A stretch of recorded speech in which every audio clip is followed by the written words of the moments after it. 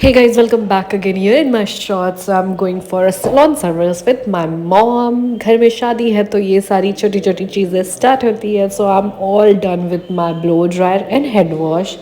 Absolutely love. मुझे salon service में सबसे ज़्यादा hair wash और blow dryer बहुत पसंद है. Also having some coffee over here. काफ़ी craving हो रही थी, काफ़ी देर हो गया था और we have finished with my hair wash and blow dryer. Absolutely loved it. So silky and soft यार.